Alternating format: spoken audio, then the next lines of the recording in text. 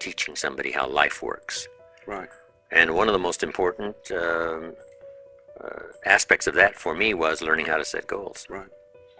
My mentor one day said to me, Mr. Rohn, let me see your current list of goals, and let's go over and talk about it.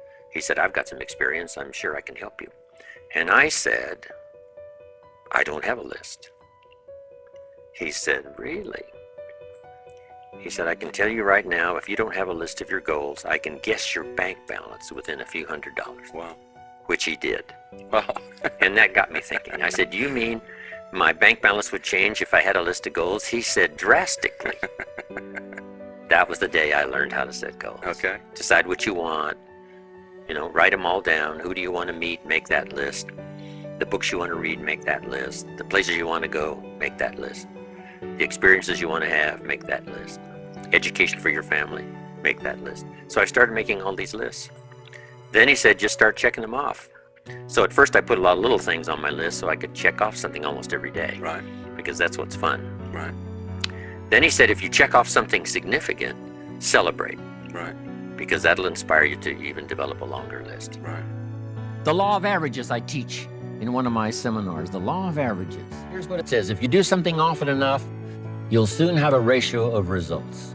If you do something often enough, you'll soon have a ratio of results. If at first you talk to 10 people, get one to say yes. That means you're getting 1 out of 10. Talk to 10 more, get another one. Talk to 10 more, get another one. Talk to 10 more, get 2 instead of 1. Why is that? You're getting better. The law of averages works for anyone. One we've learned for a long time. Here it is. It doesn't ever change, whether it's a church or a business. 20% of the people do 80%, 80% do 20%.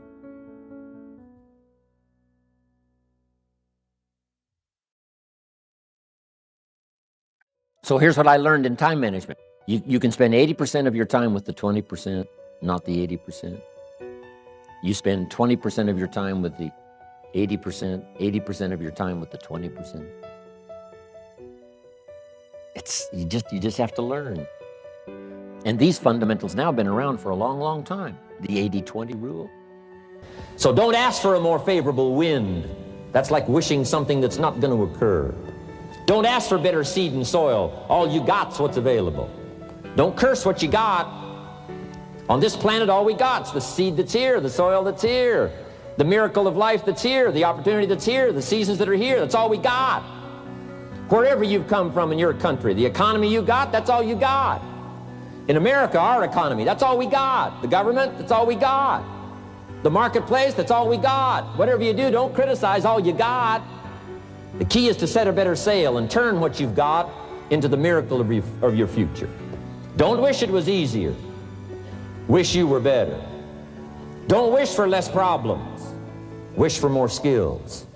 Each person's personal philosophy is the greatest determining factor in how your life works out. Your economic life, your personal life, your social life, your spiritual life.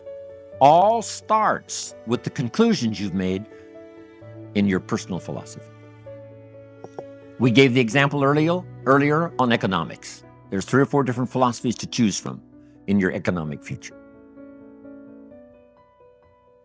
Now make this note. Personal philosophy is like a guidance system. A guidance system. And it has to start early. When a child goes to school, they've got to have a pretty good guidance system working. And this guidance system does just 2 things primarily. Here's number 1. This guidance system helps you to see the dangers over here and try to minimize those or eliminate some of those. That's one of the first orders of human existence, is to learn early where the dangers are so they don't swallow you up. Then I learned recognition and rewarding people for steps of progress. You may work for a company and they reward people for the big steps. I've learned to reward people for little small steps of progress. Anything you can think of to give them a reward for making some progress.